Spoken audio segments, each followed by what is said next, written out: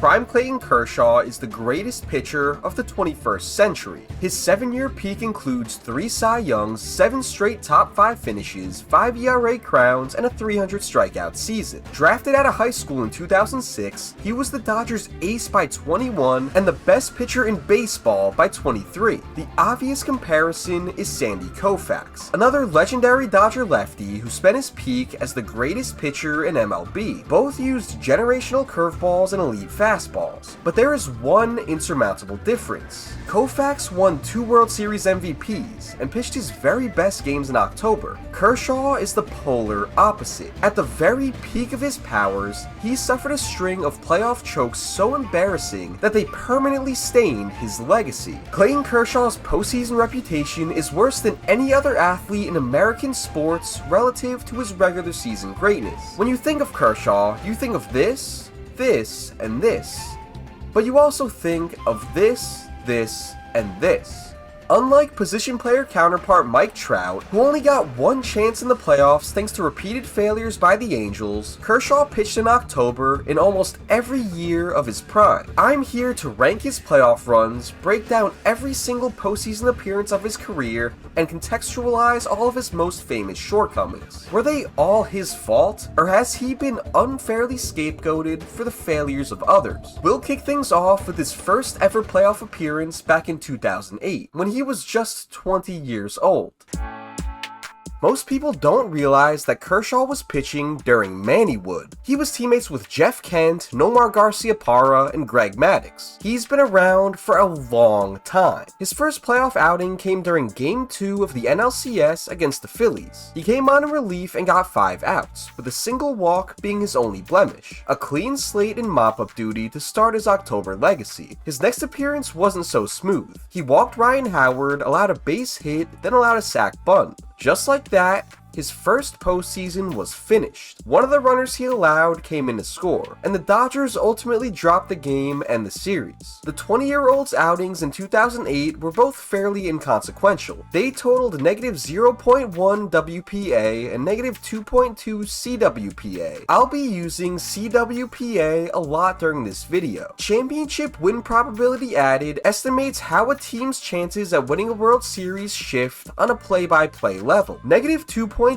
implies that Kershaw decreased the Dodgers' chances of winning the World Series by 2.2 percentage points. There were 8 more Dodgers in the series with a more detrimental CWPA. He only faced 9 batters in this series, and his expectations weren't all that high. He made his MLB debut in May of this season, and his ERA and FIP sat in the low 4s as a back-end starter. He didn't show the team much of a reason to give him playoff starts or high leverage chances. Ranking his regular season, it was a solid C. I'll give his postseason the same grade, since he barely impacted the outcome. This season was meant for growth and progression, and by 2009, it was clear that Kershaw had gotten better because of his experience.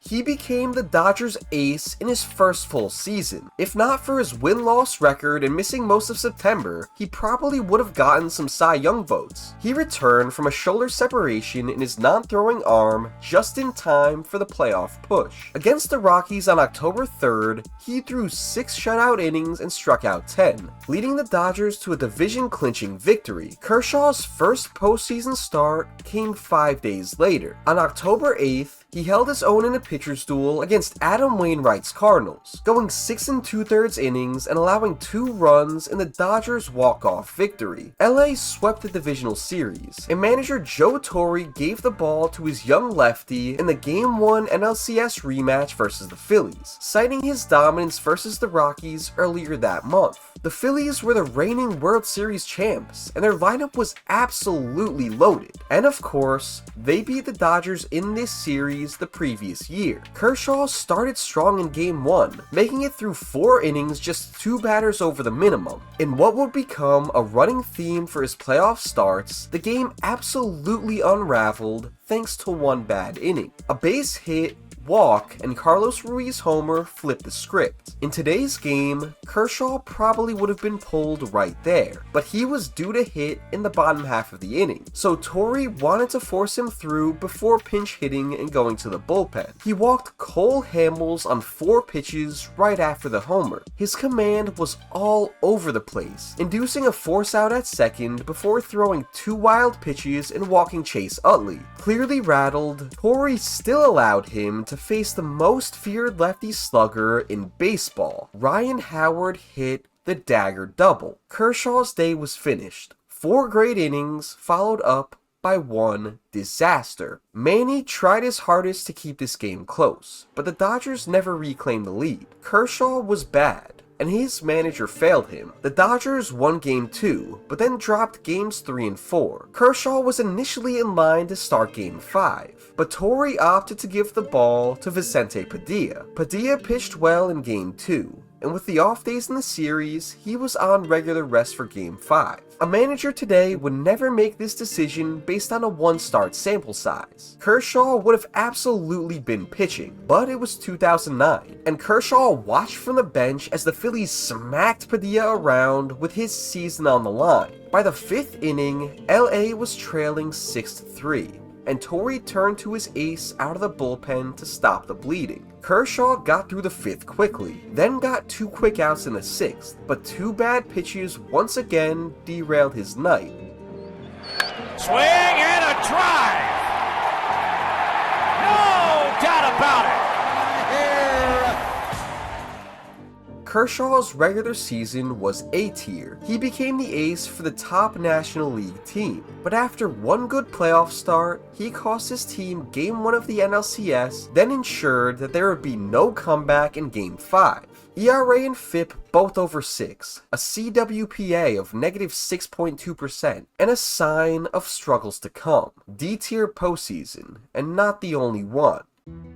The biggest downside of hindsight is losing sight of surrounding context from the time of an event. It's easy for us to look at Kershaw's career in retrospect and see how many chances he had in the playoffs. But after 2009, the Dodgers' future was uncertain. Frank McCourt was an infamous cheapskate owner. He didn't supplement his young pitching talent as the ancient core from 2009 quickly aged out of contention. For all Dodgers fans and Kershaw knew, 09 was their best chance, and they hardly put up a fight against Philly. All Kershaw could do was improve his game and try to lead this team back. He cut his walk rate and increased his volume in 2010, cementing his role as the team's ace and not just a 1-year wonder. Another A-tier regular season, but the Dodgers won just 80 games. No chance at postseason redemption just yet.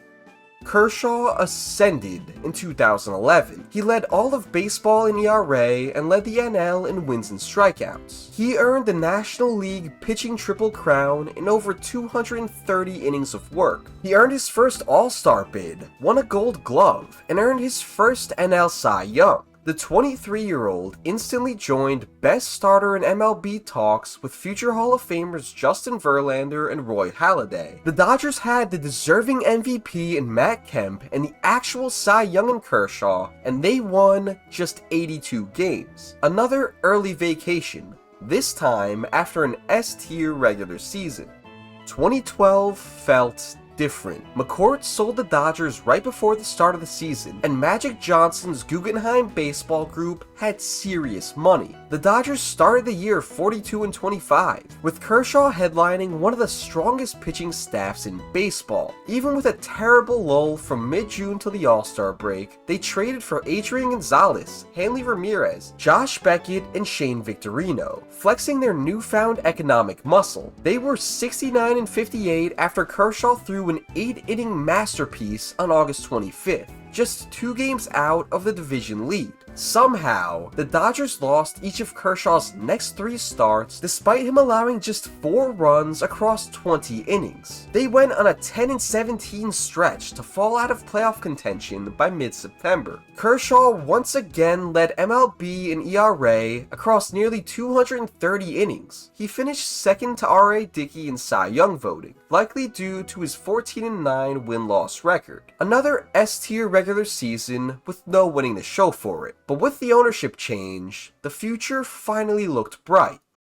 The Dodgers were done playing around. They brought in Zach Greinke and Hyunjin Ryu to supplement Kershaw in the rotation. They were excellent wingmen, but he was still the superstar, and he somehow got even better. 236 innings, a 1.83 ERA, and leading the league in strikeouts, ERA+, and WHIP was enough to earn Kershaw his second Cy Young Award. Even after starting the season 30-42, the Dodgers won the NL West with a monster 53-13 stretch from late June to early September. Kershaw was back in the playoffs for the first time in years, and this time, he was the undisputed best starter in MLB. He cruised through 7 innings of 3-hit ball against the Braves' excellent lineup in Game 1 of the division series. He struck out the Cy in the 5th, struck out 2 more in the 6th, and struck out 3 more in the 7th, finishing the dominant performance with 12 strikeouts and 1 run allowed. He wasn't quite as dominant in Game 4, but he was still great, allowing 2 unearned runs and striking out 6 in 6 innings. A Juan Uribe homer put him on top in the 8th, and they clinched the series in the 9th.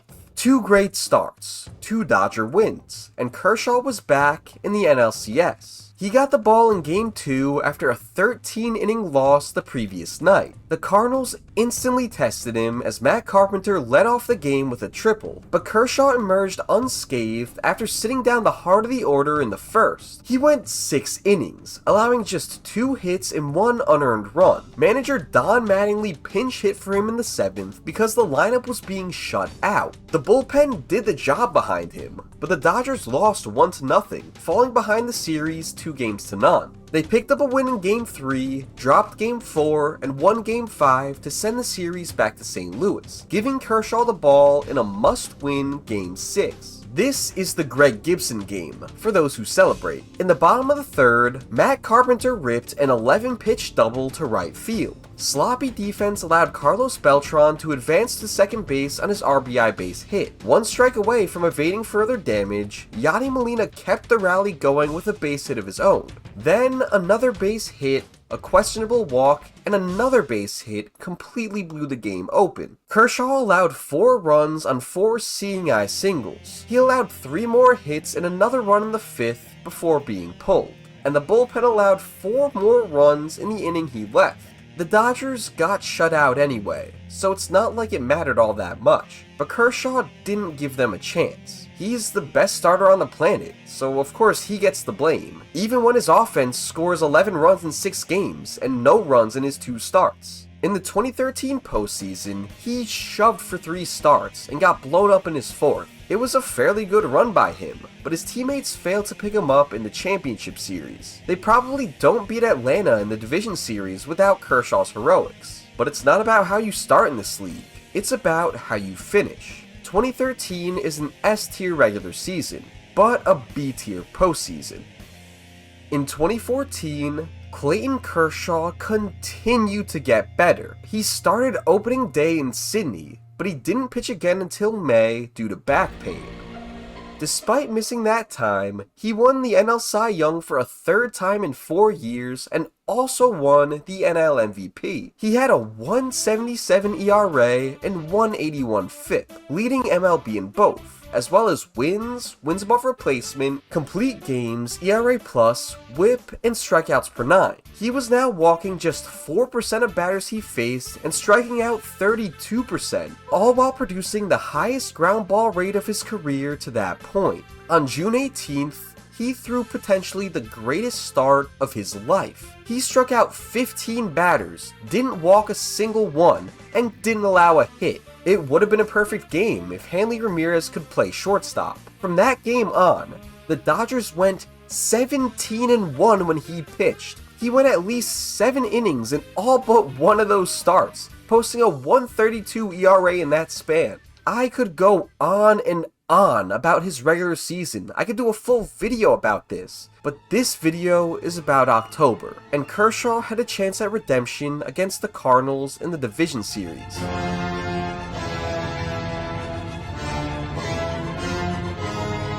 Kershaw cruised through 6 innings, allowing 2 solo homers and striking out 8. The Dodgers had a 6-2 lead, and Kershaw's pitch count was under control, so he went back out for the 7th. Broken bat base hit, line drive to the gap, and line drive up the middle. Just 7 pitches turned this outing from great to precarious, and with a weak bullpen, it was up to Kersh to get out of his own mess. Up stepped Matt Adams, a 4th straight base hit on a well-located slider and a 2-strike count against the lefty.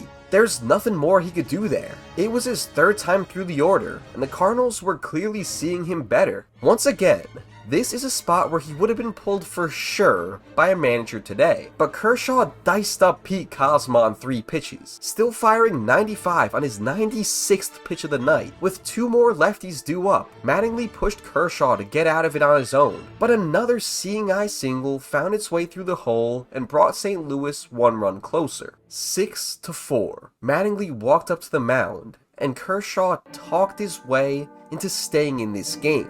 Another 3-pitch strikeout. He was 1 out away, and up stepped Matt Carpenter, who took Kershaw deep his last time to the plate. 4th time through the order, pitch count over 100 pitches, a lefty ready in the bullpen, and Mattingly let his ace ride. Carpenter has emptied the bases, and with the 3-run double, St. Louis jumps on top. This inning was a mix of bad luck and bad management. Carpenter had figured him out his 3rd time facing him. This was also the same man who beat him last year. There's zero reason to let this matchup happen. After that double, Mattingly went to Pedro Baez out of the pen, who promptly allowed a walk and a 3-run homer. The Dodgers entered the 7th with a 4-run lead, and they left the 7th with a 4-run deficit. Kershaw finished the day with 8 earned runs on his line. LA lost 10-9. Mattingly turned to Kershaw on 3 days rest for Game 4. Once again, he dominated through 6 innings, allowing just 1 hit and 2 walks while striking out 9. And once again, Mattingly got greedy. Nearing 100 pitches, he left Kershaw out in the 7th to face the heart of the Cardinals' order for a 3rd time. 2 base hits up the middle followed, both off the gloves of his middle infielders. At 100 pitches, Mattingly let Kershaw face the lefty Adams for a 6th time in the series.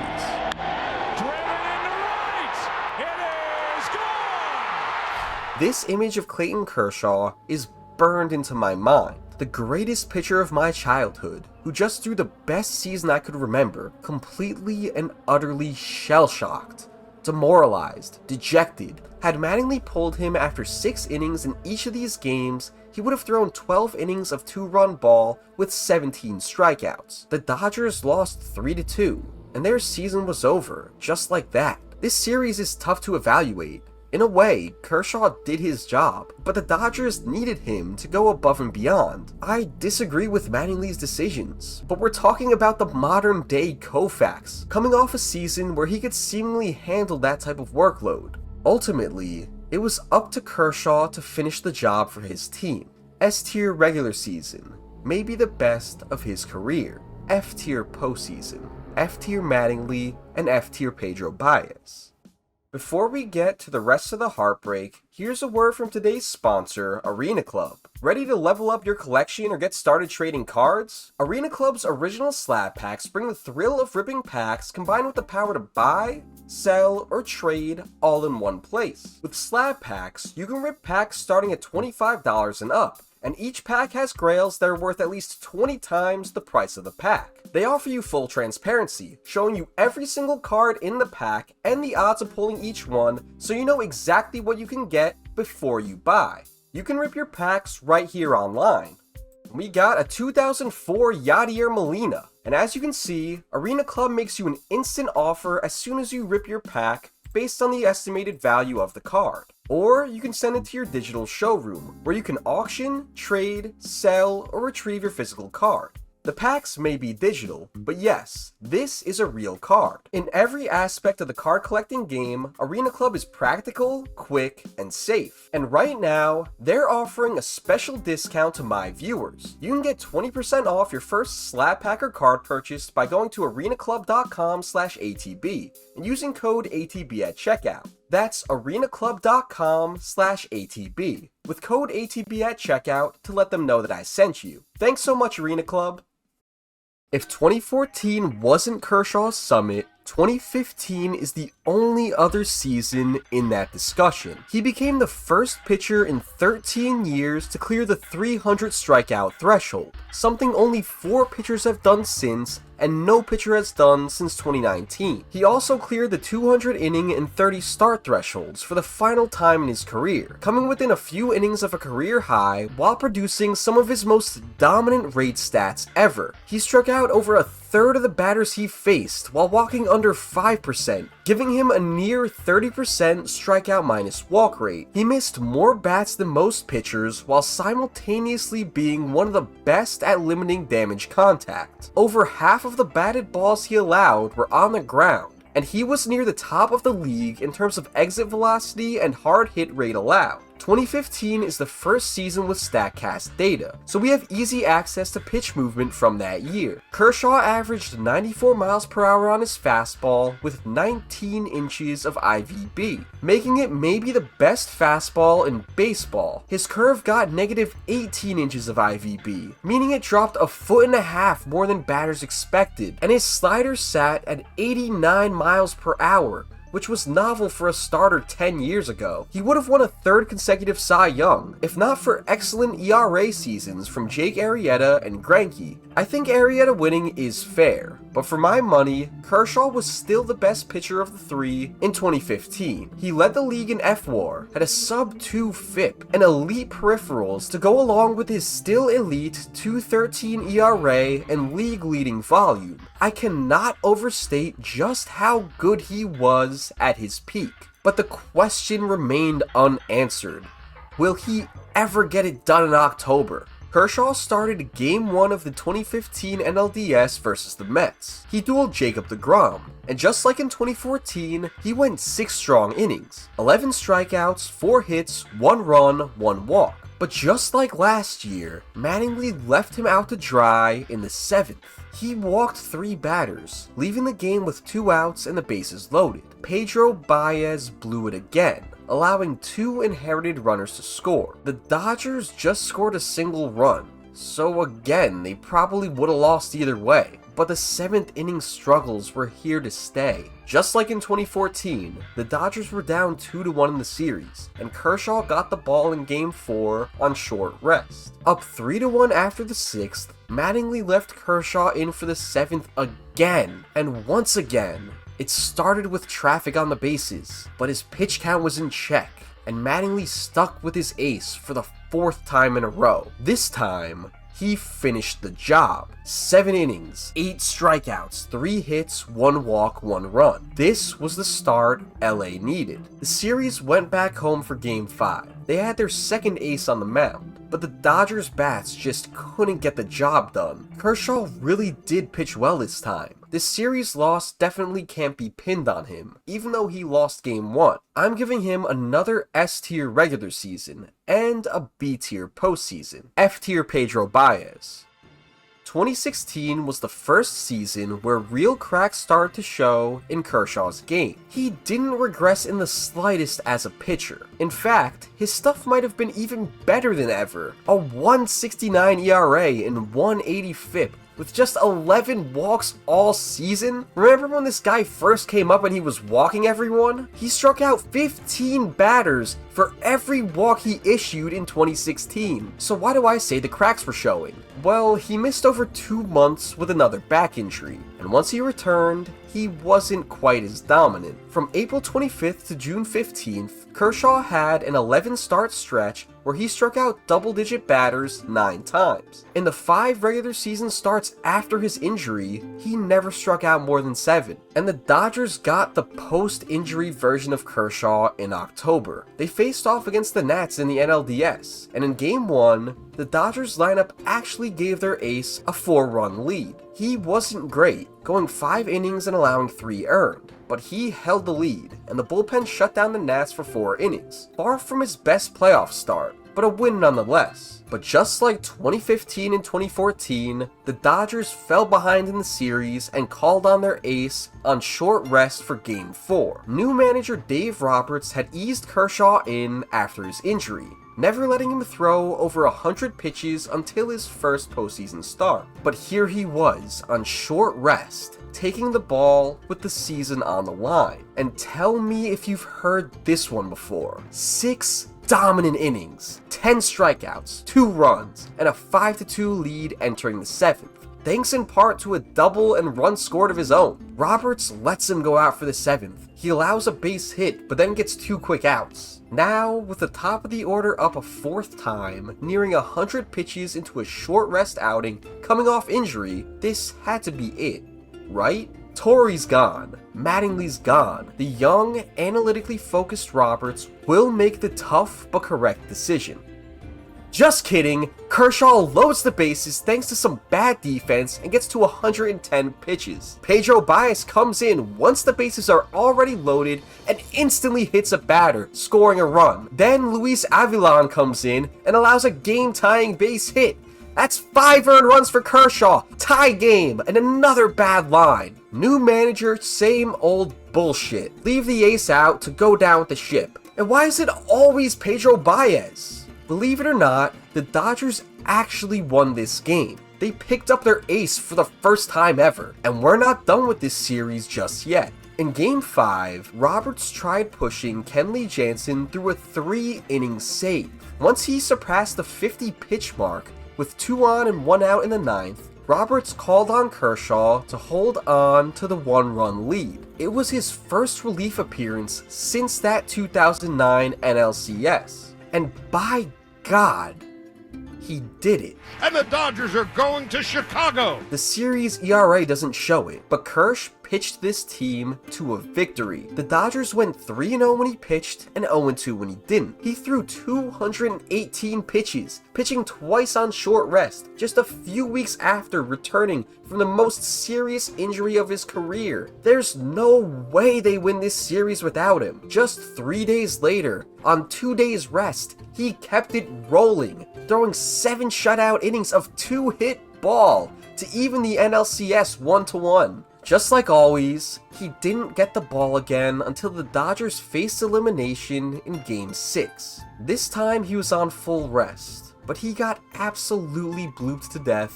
in the first. He allowed another run in the second, then solo shots in the 4th and 5th. Not his best outing, but it didn't even matter. The Dodgers mustered 3 base runners, and they grounded in to 3 double plays. They sent up the minimum number of batters when their ace needed them to come through. The narrative that Kersh couldn't get it done in the big game largely obscured the Dodgers' consistent lack of offense in these series. Across his 12 total postseason starts from 2013 to 2016, the Dodgers scored just 36 runs. That's 3 runs per game for an offense that typically ranks near the top of baseball. In the 3 elimination game losses in that time, they scored 2 total runs. Over his 4 NLCS starts in 2013 and 2016, the Dodgers gave him 1 single run of support. Kershaw's 2016 postseason numbers aren't pretty, but the Dodgers wouldn't have advanced to the championship series without him, and they won one of his NLCS starts 1-0. Coming off injury, pitching multiple outings on short rest, and coming out of the pen for the first time in years, he accumulated 12.9 CWPA. I'm giving this an A-tier grade for the first time in his postseason career, plus another S-tier regular season. 2017 is the last season of what I consider to be Kershaw's prime. His fastball still sat 93, his strikeout minus walk rate was still over 25%, and his ERA was still in the low 2s over 175 innings. He finished a distant second in the NL Cy Young race behind Scherzer, who really only had him beat in terms of volume. He was still probably the best pitcher in MLB, or at least in that conversation, and this time, the Dodgers were an absolute powerhouse. They were a quality team over the last 4 seasons prior to this, but the 2017 Dodgers won 104 games. They had an 81-24 stretch from April 27th to August 25th. But just like 2016, Kershaw missed all of August with another back injury, and when he returned, he wasn't quite as dominant, but this time, he didn't have to be at his best for the Dodgers to win. He got a 6-run lead early in Game 1 of the NLDS against the Diamondbacks. Even with Roberts leaving him in to ruin his line in the 7th, the Dodgers won handedly. They swept the series, and Kershaw's next outing was Game 1 of the NLCS against the Cubs. It wasn't his best day, only going 5 innings of 2-run ball before being lifted for a pinch hitter, and the Dodgers won 5-2. He got the ball on regular rest in Game 5, one win away from clinching his first pennant. This is a far cry from all those times he gave the Dodgers an early lead in the series and they gave him the ball back with their backs against the wall. And this time the Dodgers offense gave him 9 runs to work with. He once again cruised, going 6 innings and allowing 1 run in the series clinching win. This was it. All the years of heartbreak, all the bad decisions, the lack of run support, all the years of dominance that fell short. Kershaw finally had a chance to change the narrative. He had the best team of his career around him. He didn't have to be perfect, but in Game 1 of the World Series, facing an absurdly talented and crafty Houston lineup, he might as well have been.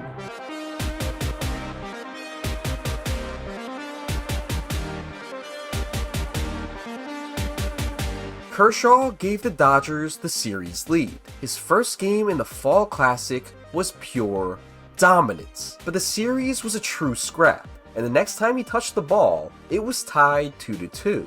Win here, and they're going home just 1 win away. The Dodgers lineup came through yet again, getting Kershaw an early lead, but he got blown up his second time through the order.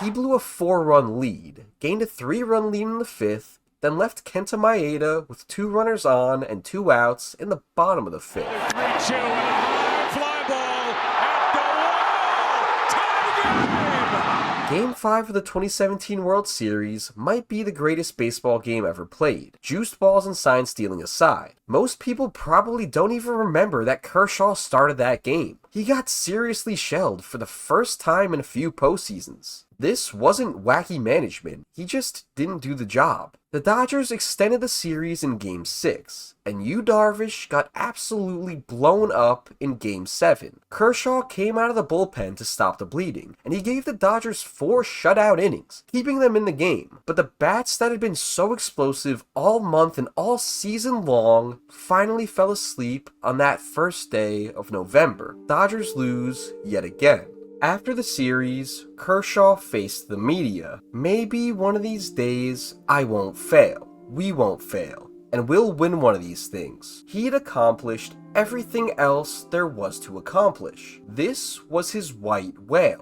It weighed on him. It even weighed on his wife. He got as close as he possibly could have without winning. This is another case of one bad start souring an otherwise great postseason run. Since he had that bad game against a likely cheating team in their Mickey Mouse Park, I can still give this run a B tier after another S tier season. F tier Kenta Maeda, F tier Yu Darvish.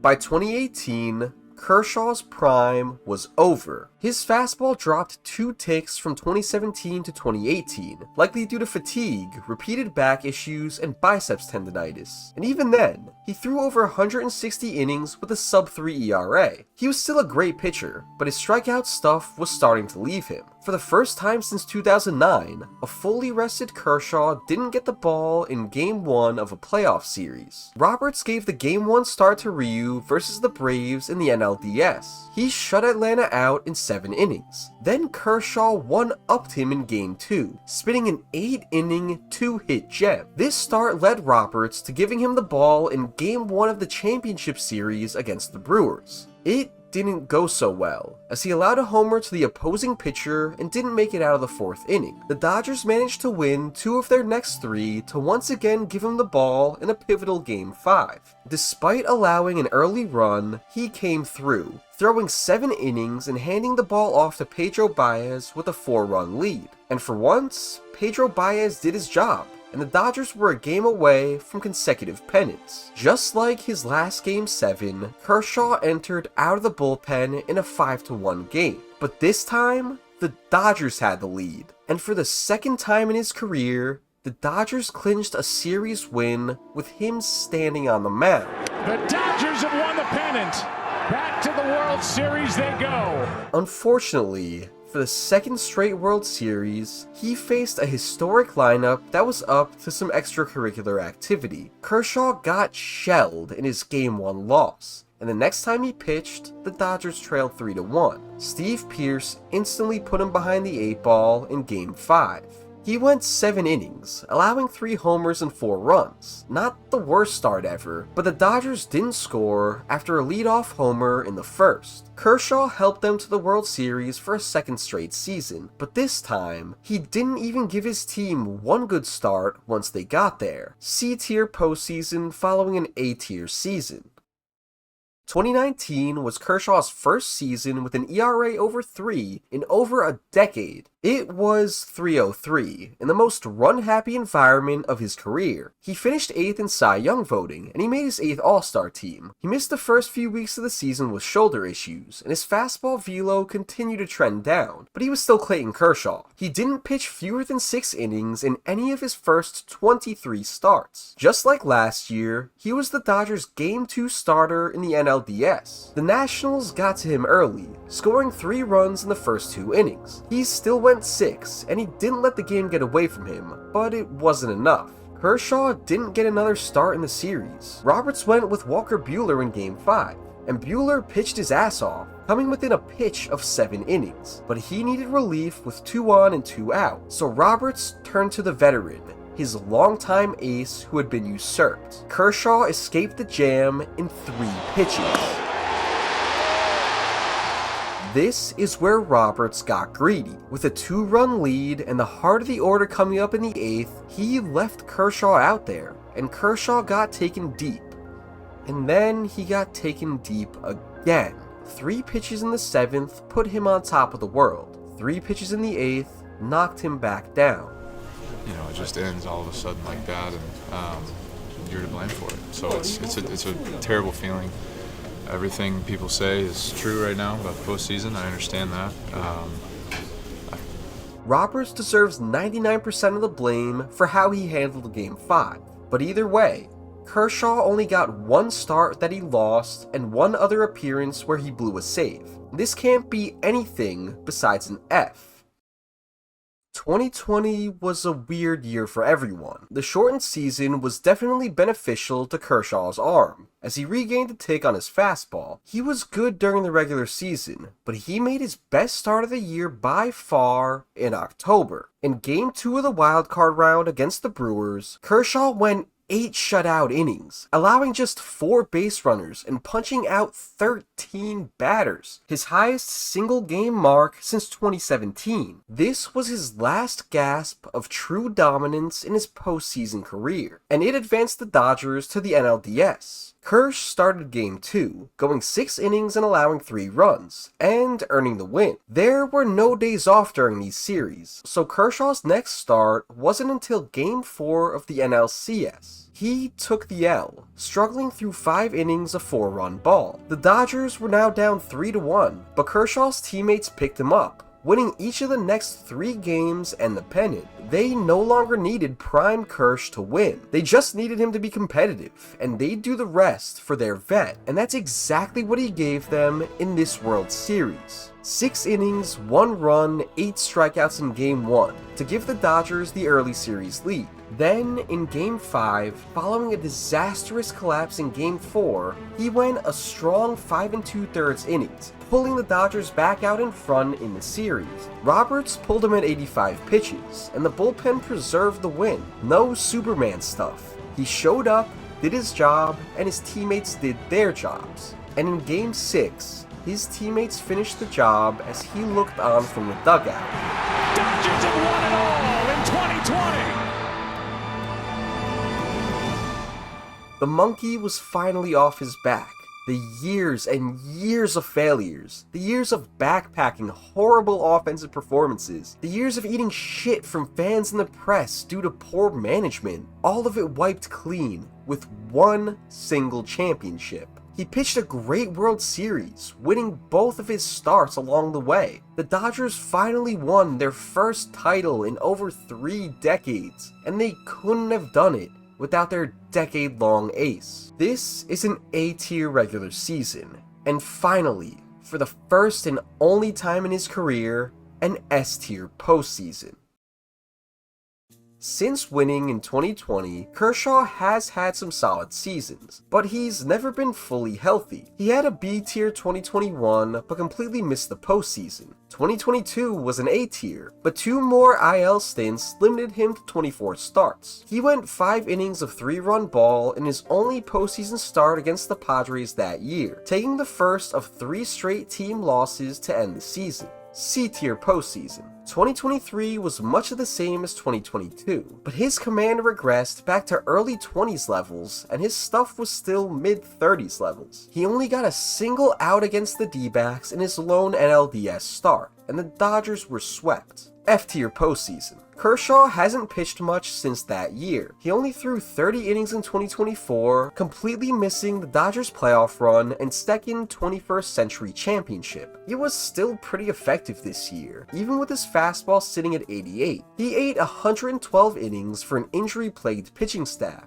and his results weren't half bad. But Kershaw knew he was reaching the end of his rope, announcing that he'd retire after the season. Roberts also understands that he's in no position to touch the ball in any leverage spots this postseason, so he's staying on the roster purely for mop-up duty. Our generation's Koufax, sent out to die just to save some innings for his ball club. It's kind of sad, but it also feels like a virtuous way for Kershaw to go out. He's helping his team in a new way now that his powers have left him. He's got a chance this year at a 3rd World Series ring. He's like Master Splinter in that meme. He carried the Dodgers on so many of those playoff runs in the 2010s. He just couldn't get the job done on his own. After going through every single playoff appearance of his career, I truly think the Choke Shaw reputation is overblown. He definitely had bad moments, and his stats are ugly, but that's mainly because he was left in for 1 inning too long against these great playoff lineups. He received a startling lack of run support during his prime. His bullpen also tried their very hardest to allow every single inherited runner to score, but for all the unfair jabs he took over time, and all the times he had to answer for the failures of others, he still won in 2020. He goes down in the history books as a World Series champion, and one of the greatest pitchers of the 21st century. If you enjoyed this video to the very end, check out my channel and watch some more. I'm sure you'll like them. And shout out to my channel members Misty, Zach G, Ethan, Alex, Mammoth, Zach E, Vikram, El Quacko, JJ, John, Ryan, Jackson, Flyatori, Vifi, OK Then But Why, GF, Wavy, Predower, Coldstar, Joshua, Edmania, Ben, DM, Zeva, TSG, and Tommy. If you want early access to videos and exclusive members-only content, hit that join button down below for just $4 a month. And thanks so much for watching.